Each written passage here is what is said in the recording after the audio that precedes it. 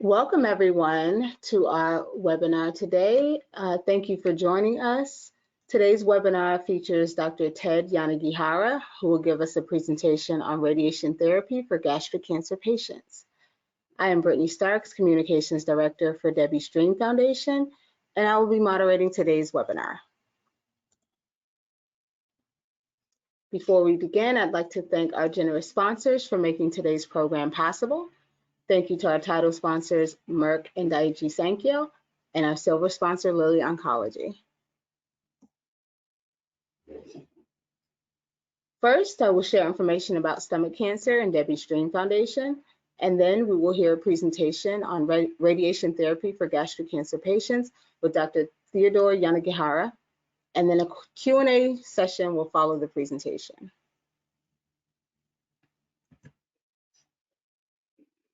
So this year, nearly 30,000 Americans will be diagnosed with stomach cancer.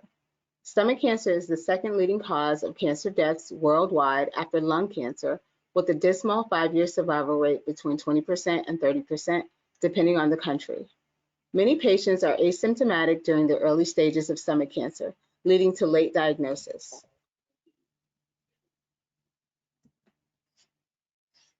Debbie Stream Foundation is dedicated to raising awareness, advancing funding for stomach cancer research, and providing education and support internationally to patients, families, and caregivers. Our ultimate goal is to make the cure for stomach cancer a reality. You can learn more by visiting our website at www.debbiestream.org. Pictured here is Debbie Zellman, the founder of Debbie Stream Foundation. Debbie was diagnosed with stage 4 stomach cancer in April 2008. She had no risk factors and only vague symptoms. At the time, she was told that her chance of being alive in 5 years was only 4%. Debbie founded DDF in April 2009 and dedicated herself to helping others with stomach cancer by raising awareness and providing resources and education. Simultaneously, she endured harsh chemo regimens and targeted treatments and experienced many recurrences. Unfortunately, Debbie passed away on December 23, 2017, at the age of 50, after a 9.5-year battle with cancer. As an organization, DDF continues her important work and legacy. In a few short years, DDF has achieved many great milestones. We have 32 chapters across the US, including Canada and Germany. Our PrEP program helps patients, their families, and caregivers match with survivors and caregiver mentors using disease-specific criteria, including stage, biomarker, and location. We host educational webinars and symposia year-round, and our website contains in-depth information about stomach cancer. We have also provided $1.45 million in research grants to date.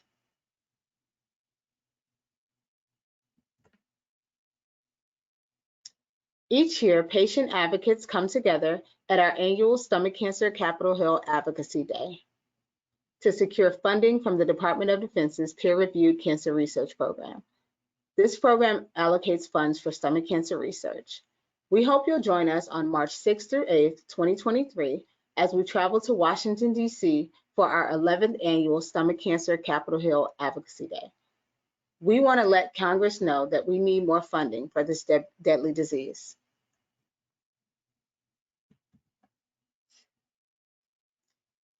During today's presentation, you can type your questions into the chat section that appears in the webinar menu. We will address questions at the conclusion of the presentation as time allows.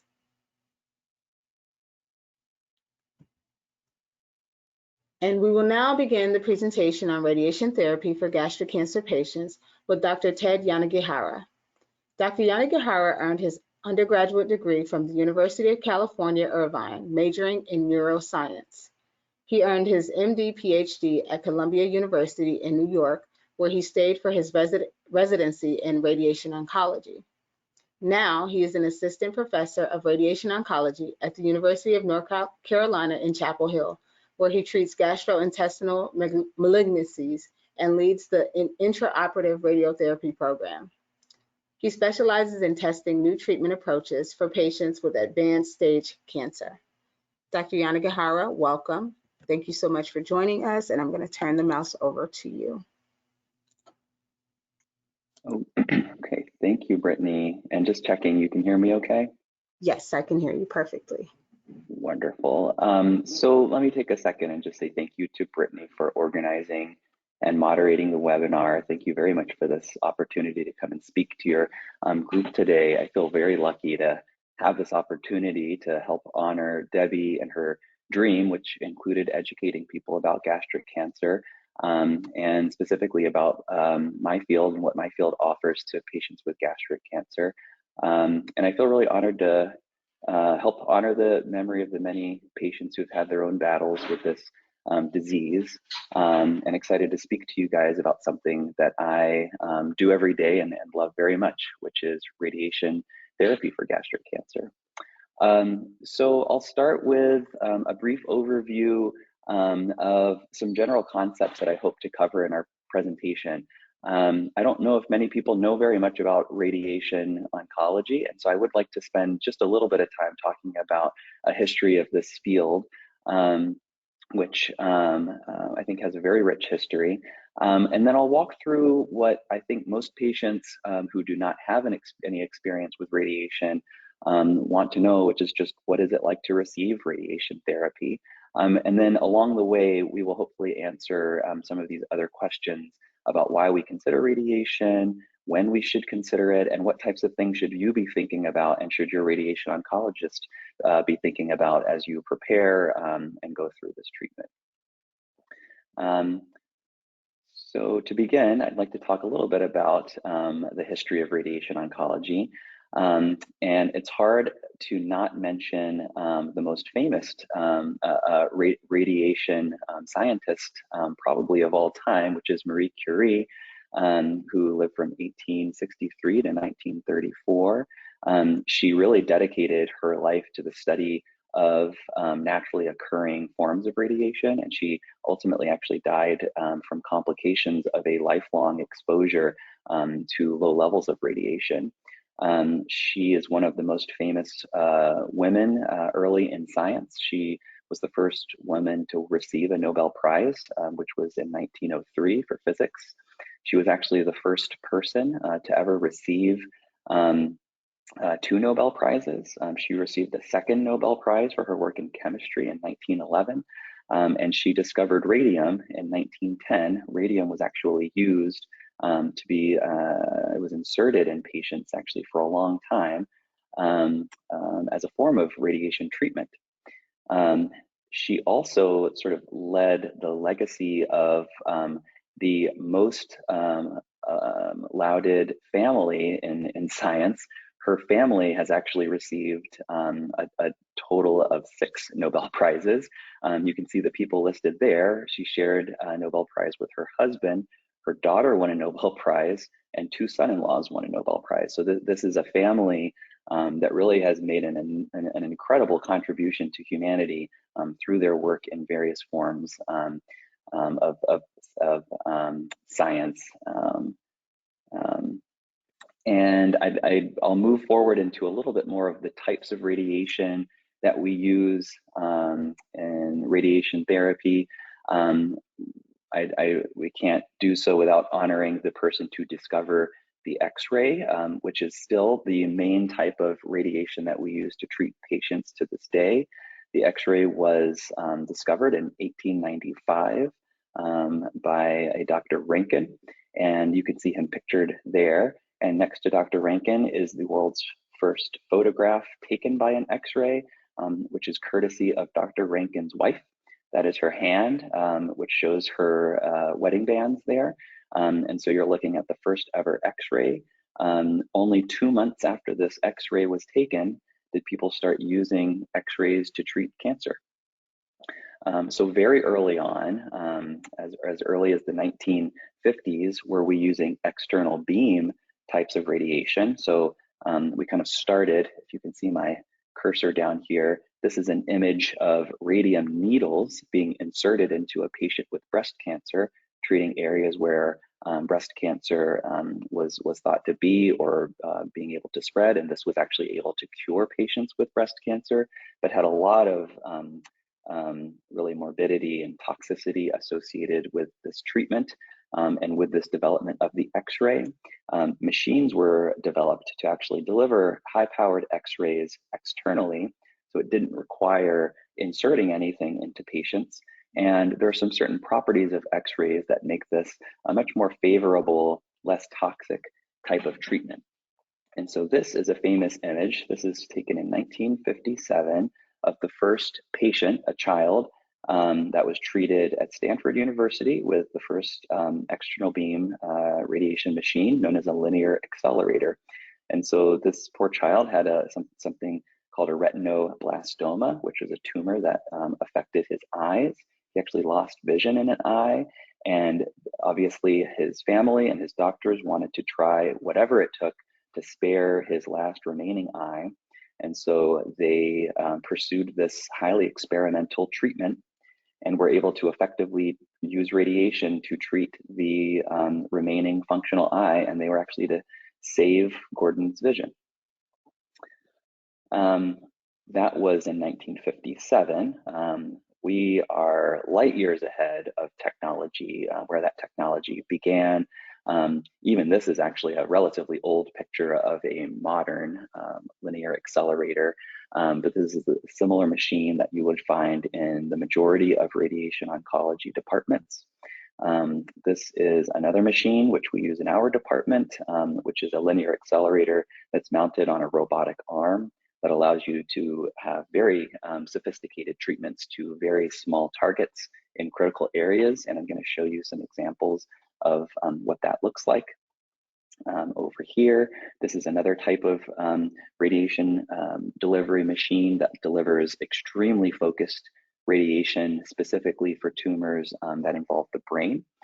And then below, I have a line of photographs of and diagrams of different types of radiation delivery techniques that we do still use in the operating room. So over here at the bottom, you can see just a plain X-ray of a patient's pelvis, and you can see all these little white dots in here are actually radiation seeds. And so this is actually radiation for prostate cancer, which is put in through an outpatient procedure directly into the prostate with needles. And this is a curative treatment for prostate cancer.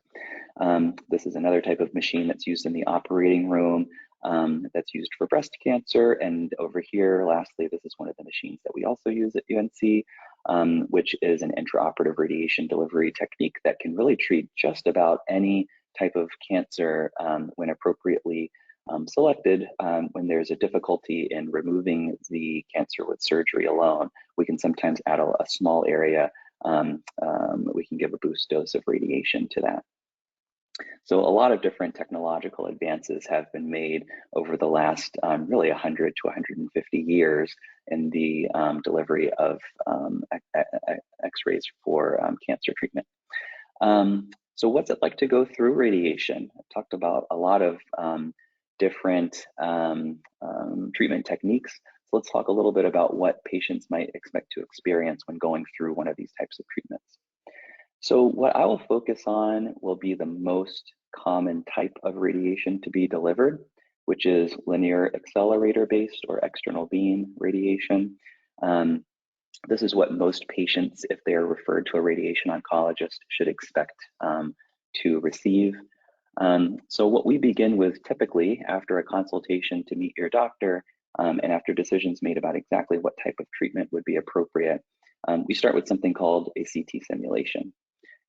So a CT simulation carries a goal, which is to make a patient as comfortable as they can, but really the priority is to maximize treatment safety and make sure that we have the most precise and accurate form of treatment. And I'll walk you through, that's the overarching goal. I'll walk you through some of the specifics of what a patient might actually expect to go through.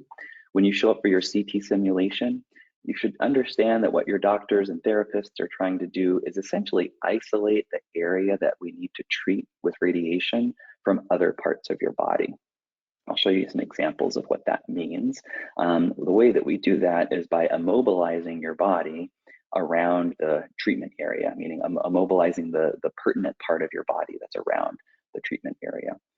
We want to make sure that this positioning is comfortable and reproducible so that when you come back for each daily treatment, and you may get treatment over many, many weeks, over several sessions, we want to make sure that at each session you're in the correct position so that the treatment can be delivered in that safe and precise and accurate way. There's all sorts of potential things that we might do in terms of instructions before and during the CT simulation. And I'll get into some of the details on this, but you should just understand that there are some internal things that we can do to your internal anatomy, to a patient's internal anatomy, to actually help us be even more targeted in the way that we deliver our treatments. And also, finally, we also may track a patient's breathing, and I'll show you some examples of why that might be important. So we try and put all of these different things together before a CT simulation so that we can best isolate the area of treatment. And then at the end of all of that, once we've identified the best treatment position and made sure that it's comfortable and reproducible, and we verified that the internal anatomy all lines up the way that we hope that it will, we often will give tattoos to the patient at the end of that so that we can essentially mark the external surface of the body. That helps us reposition in the future into the same sort of positioning. So here is an example of an old photograph that I was able to pull up of a mock CT simulation. So these are therapists that are getting patients ready for a simulation where they may be treating the chest or upper abdomen. So they're getting the patient's arms out of the way. The arms are supported, the head is supported by a nice cushion. So trying to make sure that the patient's not only comfortable, but this cushion will actually serve as a way of sort of immobilizing the arms and upper torso so that it's reproducible for future treatments.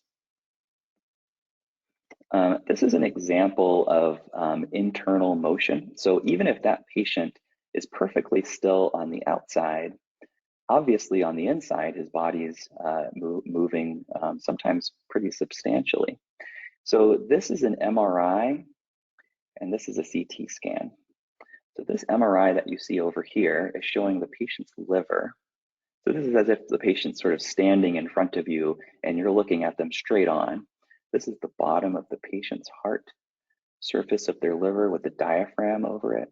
And everything in here in the belly is all the bowel and stomach. This is the same, so that's an MRI that might have been done to say diagnose a cancer or help better delineate a cancer. And then over here, the CT scan would be the CT simulation.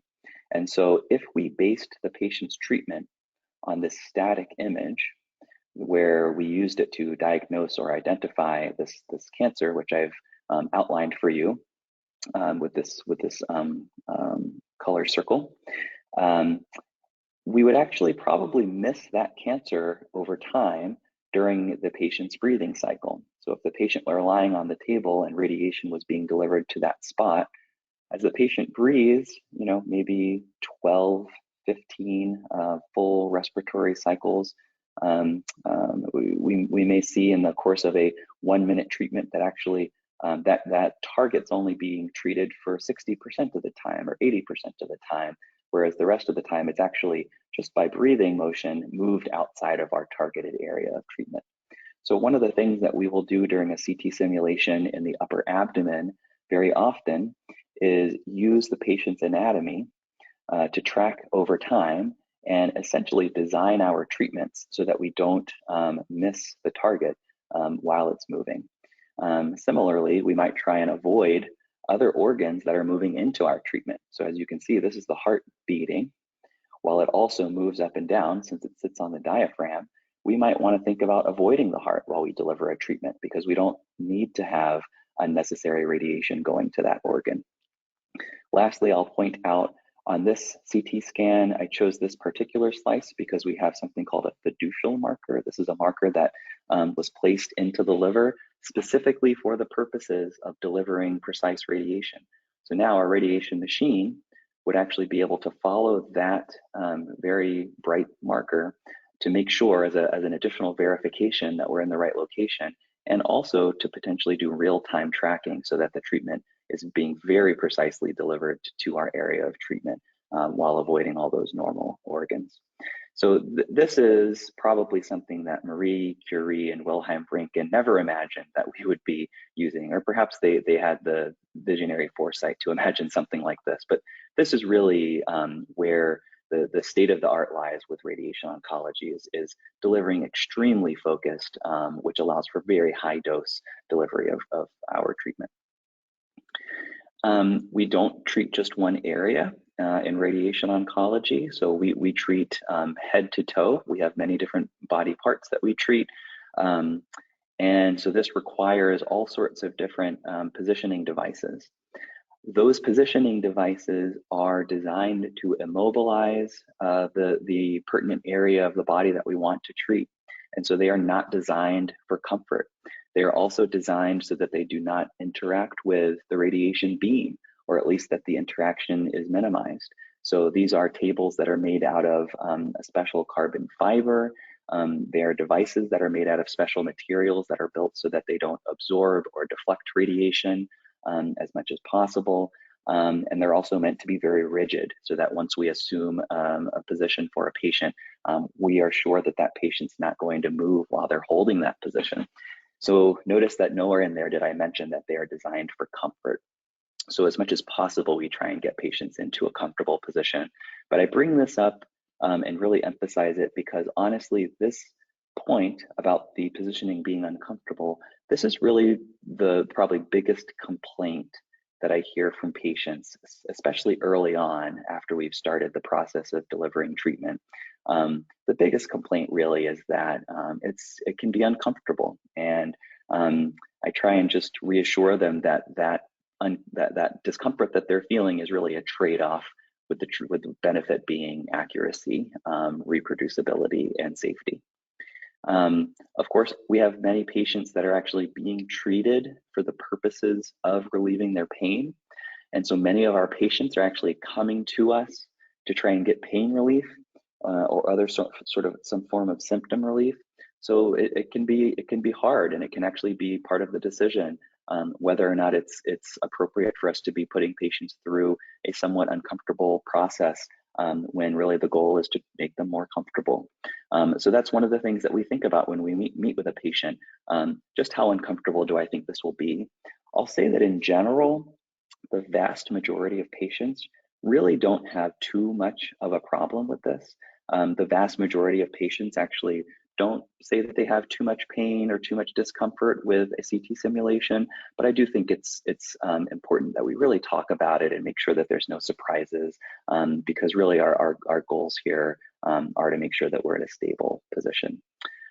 We can't start radiation until we have the CT simulation, so it's important to make sure that we get that scan done in a timely manner, and we're sure that we have a good radiation plan set up and ready to go.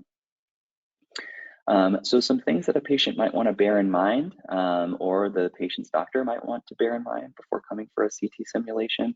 These are a few things that I will talk to about patients before I am arranging radiation treatment. So especially when dealing with the upper abdomen, if I'm treating a patient's stomach, for example, or some of the regions around the stomach, I might ask them not to eat before a scan, meaning 2 hours or sometimes 4 hours before a scan. I might ask them not to eat because I've seen patients come in after having a big breakfast and actually their stomach has really greatly expanded, and maybe that's moved it into the field of radiation, which I don't want, or maybe an area that I wanted to treat has now moved away from the area of radiation. So stomach filling actually is an important consideration for a select population of our patients. I've spent some time talking about how things can be uncomfortable through the CT simulation. A lot of times we can avoid that by just thinking ahead about taking pain medication appropriately. And this could be something like taking an Advil or a Tylenol 30 minutes before coming for a scan. Sometimes that can really just take care of that issue altogether.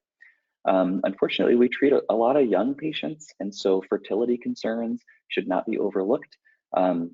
So there's a lot of fertility discussions that we sometimes have with our younger patients. And so I just put this on here as something that we shouldn't overlook or forget about entirely. And then two things that we ask all of our patients, and most departments will have some form of a safety check or if there are any implantable devices. So these are things like pacemakers and defibrillators. And of course, if the patient's ever had prior radiation, this is very important for us to know. So these are things that if you have had prior radiation, or if you have an implantable device like a pacemaker, you should be asked about that as a patient. And it's certainly good to just remind people and bring that up, since it sometimes does impact the way we do our treatment. Okay, so that's getting set up for radiation. I'll talk a little bit about what it's like to actually receive a treatment. So after a CT simulation, anywhere from the following day to really a week or two later, patients will be asked to come back and start their treatment. Day one of radiation treatment usually is the longest. You'll have a chance to meet your therapists that will be with you on the machine each day of treatment. You'll have a chance to kind of get to know the rest of the staff as well. Radiation delivery rooms are typically kind of like this. This is a large treatment room. It's a big open room. It's not like a CT scanner or an MRI scanner. It's a much more open space. You can see a mock patient here in this diagram lying down in their immobilization device. This is the radiation delivery machine, the linear accelerator. This is where the beam of X-rays actually comes out. And then behind this wall on this particular unit is a small room that actually houses all of the mechanics that generate the X-ray beam. From the ceiling here, this is just one of many, many possible examples of an alignment, and in this case, a respiratory tracking image guidance technique. So essentially, these are infrared cameras that are monitoring the patient's body surface as they breathe and as they move to make sure that they're in the correct position before the treatment begins. And also it has the potential to do things like monitor breathing and even only deliver the radiation during particular phases of the breathing cycle, if it's something that's important to that patient's treatment. Those are some of the technologies that are built into some of our radiation rooms. So depending on how complex the treatment is and exactly what's involved, a treatment could range pretty greatly in time. Most patients are in the room for a matter of maybe 15, 20 minutes, maybe 30 minutes, but there are certainly treatments that go much longer, even an hour. Or sometimes a little bit more. So the exact treatment time will vary, but typically the first day is the longest because you're sort of getting everything set up, and patients usually get into a routine after that first round of that first day of treatment. We also do some additional safety checks and quality assurance checks. Those are QA checks on the first day to make sure that everything that we have planned on and anticipated is actually happening in the real world, in real time, with the patient in front of us. So those are some important safety checks that we do. Beyond that first day, some things that you might expect as a patient, radiation oncologists will typically meet at least once a week or every 5 treatments with a patient who's receiving treatment. This is a chance to check in on symptoms, make sure that questions have been answered, make sure that the plan makes sense, make sure that all the other doctors are coordinating, that the full treatment plan is still working as intended. Many patients are getting radiation and other forms of treatment at the same time, for example, chemotherapy. So we're often coordinating with our medical oncology colleagues to make sure that timing and administration of things like chemotherapy, drawing labs, that sort of thing is all being coordinated. So we check in once a week to make sure that that's going well. And also just to set expectations for the rest of treatment. So, we try and make predictions on how patients will do, but there's no substitute for actually seeing how someone is feeling and dealing with their treatment, and just making sure to check in routinely so that our initial plan still makes sense as the actual treatment unfolds. Toward the end of radiation, we should be putting thought into exactly what the follow-up plan will be.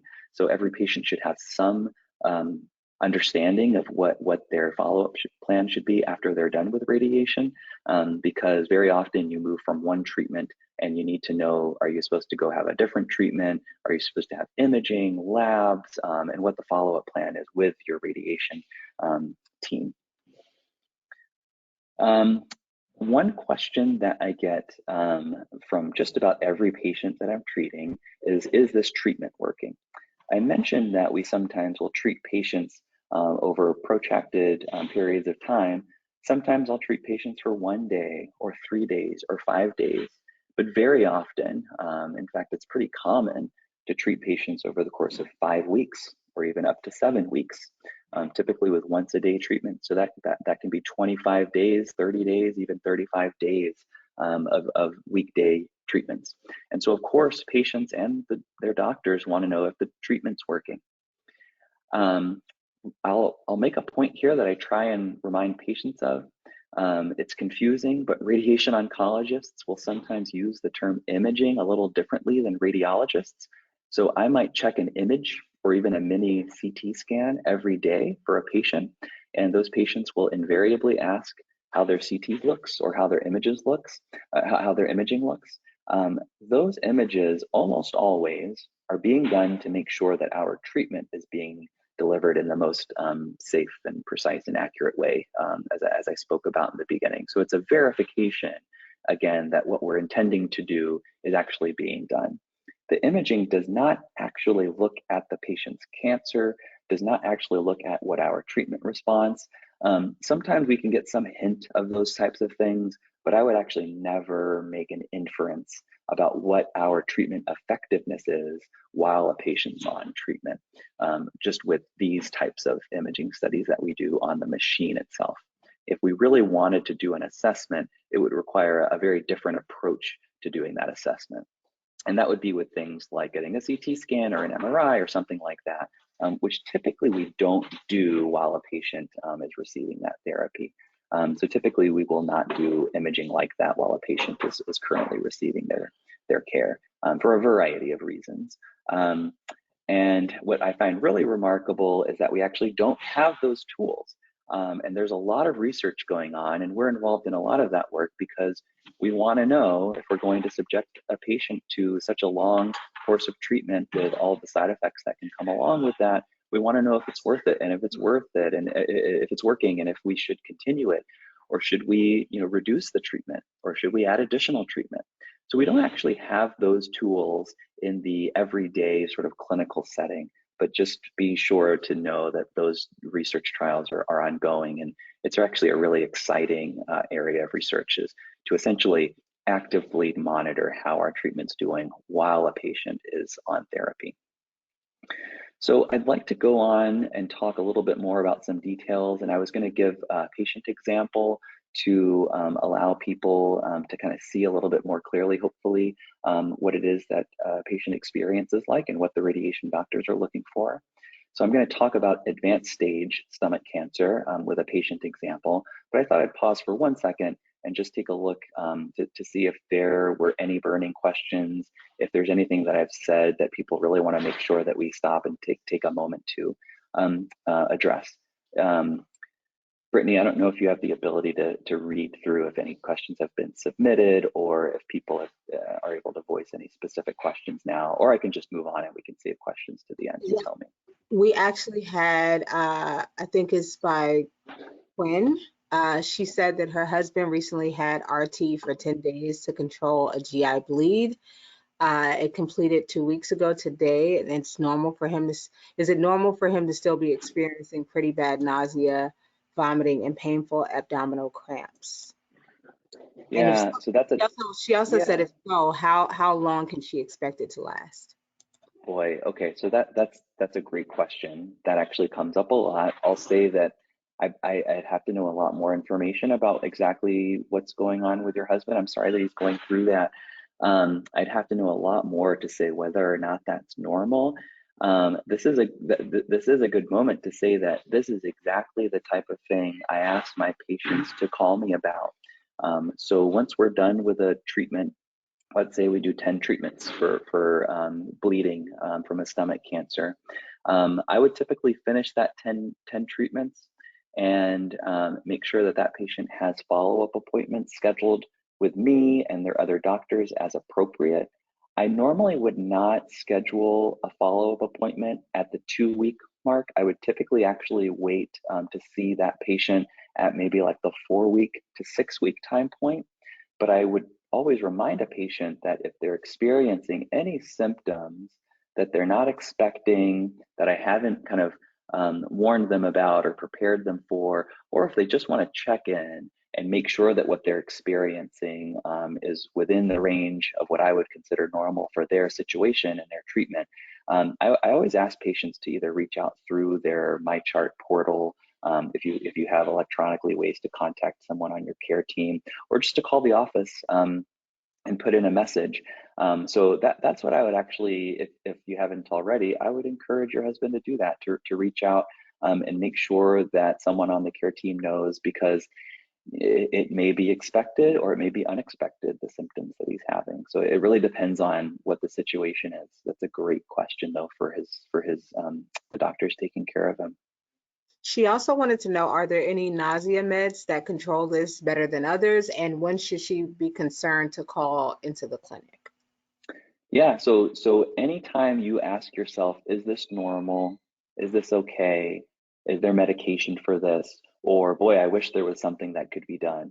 Those are all times that one should call. And of course, if you're concerned, if you're worried that something might be wrong, that's a way to make sure that you actually page the doctor and get them on the phone quickly. Obviously, we're not talking about emergency situations, that would require going to the emergency room. Hopefully, if there were a situation like that, you would go to the emergency room. But if you have a question for your doctors about if something is normal, or if the symptom is okay, or if there's a medication to help them feel better, that would be a good message to send to the care team. But yes, there's actually a long list of potential medicines that might help with nausea.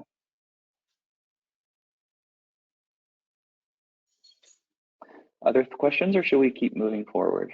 We can keep going. That concludes the questions for now. Okay. All right, very good. So let's talk a little bit about, do I have control of the mouse? There we go. Let's talk a little bit about a patient experience and kind of walk you through a real life example of a patient that I've been taking care of over about the last year or so. So this is a patient that I know who has, I'll say, a very complex and very long history, meaning a years long history. I would say actually about a decade long history of treatment, and came in June with some new complaints. And this patient had some soreness in a couple of areas, the two areas being in the low back and the pelvis, and also on the left side of the chest. And the specific, I think, quote was actually that it just hurts all the time. And so this is an example of a PET scan. So this is a CT scan that has a color overlay. That color overlay is added by giving a patient an injection of a radioactive sugar. And so radioactive sugars actually distribute all over the body. And as your tissues use that sugar, really active tissues look brighter because they're using and taking up more of that sugar. Cancer is one of those tissues that happens to use more of that sugar than its fair share. And so cancer lights up brighter than other areas.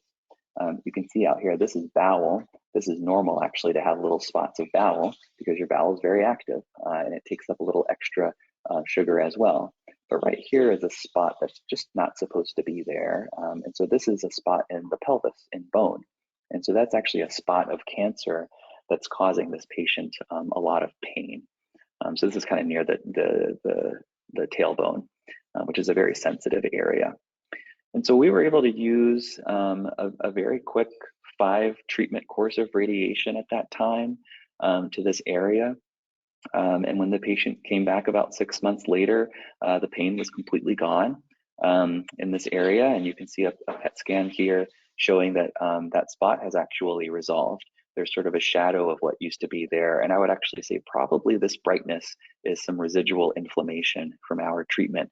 But the cancer itself doesn't seem to be active in that area. And in terms of the patient's symptoms, actually responded very well. I mentioned there's also a spot in the ribs. So this actually is a picture. It's a little hard to see, but some of this rib was actually eaten up by cancer.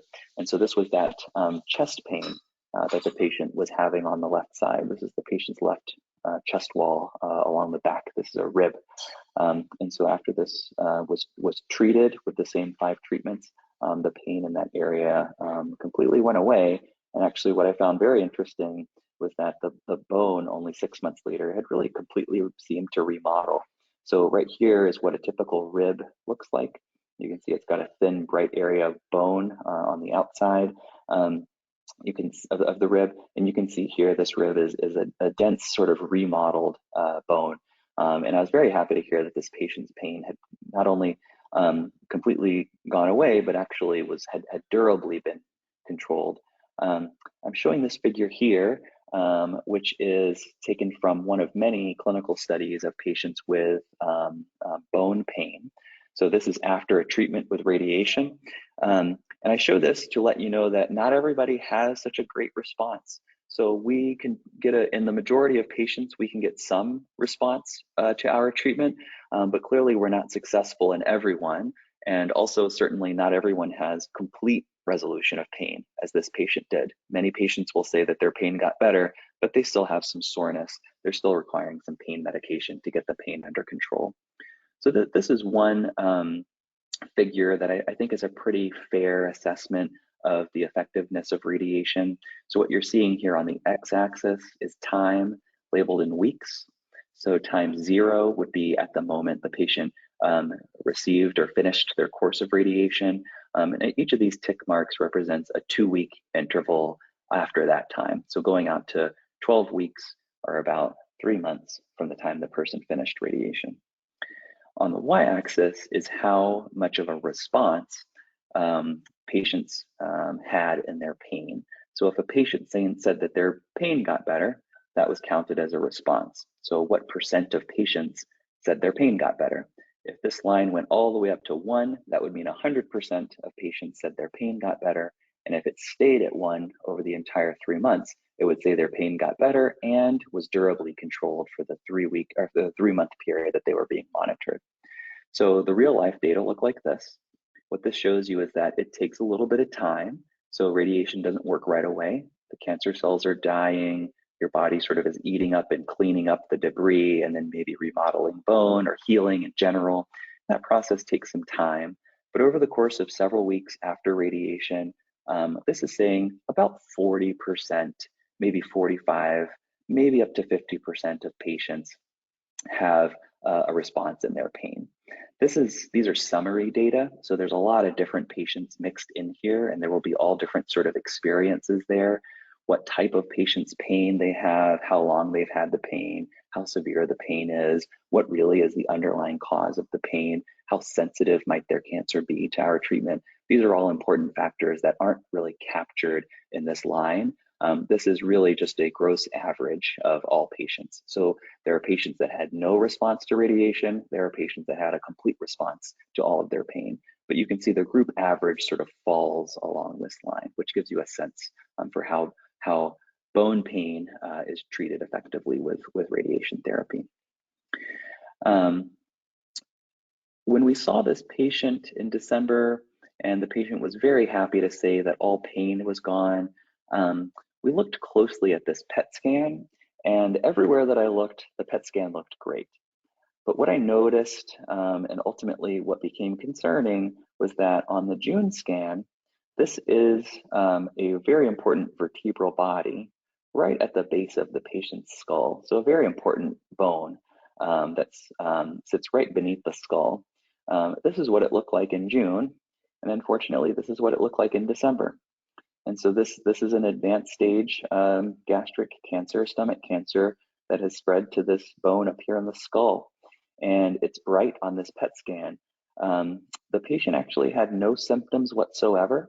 And even when I asked if there was any neck pain or tenderness in this area and felt the area myself, really this was a completely silent finding that had popped up over the course of only 6 months. Because this is such a critical area, I didn't feel comfortable just sort of leaving that alone. And so I felt like we should proactively give radiation to treat this, to try and get ahead of any symptoms. And unfortunately, in just the week or two that we went from identifying this to actually beginning radiation treatment to try and get ahead of symptoms, unfortunately, it became quite symptomatic. And so unfortunately, she started having a lot of neck pain, a lot of tenderness in this area, and started having some difficulty moving the head. I'm showing this diagram over here on the right. This is a graphical picture of what the head actually looks like to show you just all the critical organs that are in this area. This is the brain and the spinal cord and the spine. This is the patient's face, their mouth, their back of their throat. And this is essentially the area where that spot is that I felt we needed to treat. And so this is right smack in the middle of a lot of really critical areas. So this is what we call prime real estate, but not in a good way. And so we have to think about a really sophisticated way of delivering a treatment here that's able to give a very high dose to stop the cancer from growing, but not such a high dose that we damage some of these critical organs in this area. And so this is one moment where we might use a little bit more of a sophisticated treatment technique, where there are some additional sort of concerns that we're able to address with treatment targeting. This was a video, but Brittany and I couldn't get this to work. But this is the linear accelerator mounted on a robotic arm. This is the treatment machine that I used to treat this particular patient. So trying to target that area, sitting right in the center of all of those critical spaces, but with a very, very high dose of radiation to try and ablate that tumor. This is an example of what one of these sophisticated treatment delivery plans would look like. This is not that patient I showed you. This is actually very similar to that, but I didn't have a video of that particular patient's treatment. This is a different patient that I treated in the abdomen. So this is a small area in the abdomen, right next to a big vessel, and near the kidney and bowel, just beneath the stomach, that had a small area of cancer that we were trying to ablate, and effectively were able to ablate this cancer. So this is what the machine itself is actually doing. So it spins around the patient, delivering these high energy X-ray beams, all the while sort of modulating itself so that we can be very precise in the way that we deliver our dose. And very, very fortunately, both of those patients continue to do incredibly well. So I'm just going to end by putting up here some of these points that I brought up, some questions that I think I hear a lot, or I try and bring up a lot with patients. So I thought as a summary, I would just put these up here, things that patients might want to keep in mind, things that patients might want to be aware of or might want to ask their doctor about. And also so that a patient's not surprised if they get asked these questions, to know that these are sort of typical questions. And I would say this is just sort of representative of some of the things that I'll talk to patients about, but everyone is different and requires sort of an individualized discussion. So I'll stop there. That's the end of my talk, and open it up for any additional questions from the audience. Thank you so much, Dr. Yanagihara. We did receive a question. Let me see. So we have Jean, who says, I have stage 4 gastric cancer, and my doctors say radiation is not an option due to the number of lymph nodes affected by her in her peritoneal cavity. I'm sorry. She has a couple of tumors on her liver as well, but she doesn't know why radiation on the few larger tumors wouldn't be sufficient. Yeah, so I tend to focus on advanced stage cancers, gastric cancers specifically. And so I actually get this question a lot, and actually not just from patients, but we talk about patients as a group in our conferences, our tumor board conferences. So we bring up patients a lot and say, would it be beneficial to treat a patient to certain small areas of disease? So for example, a patient who has had gastric cancer and it exists in several lymph nodes or other spots, for example, in the liver, and that patient's receiving chemotherapy or some form of systemic therapies, and those systemic therapies go all over the patient's body and try and attack those cancer cells sort of diffusely, but the question comes up, should we add a local treatment? And local treatment can be radiation. There's also many other forms of local treatment. Surgery is a local treatment. So we ask these questions of ourselves all the time. When is it appropriate to add a local therapy?